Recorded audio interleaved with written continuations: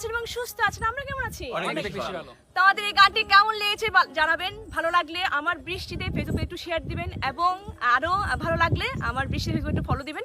সবাই ভালো থাকবেন, সুস্থ থাকবেন, গানে গানে থাকবেন, আনন্দে কাটাবেন এবং প্রকৃতির সাথে থাকবেন। টাটা।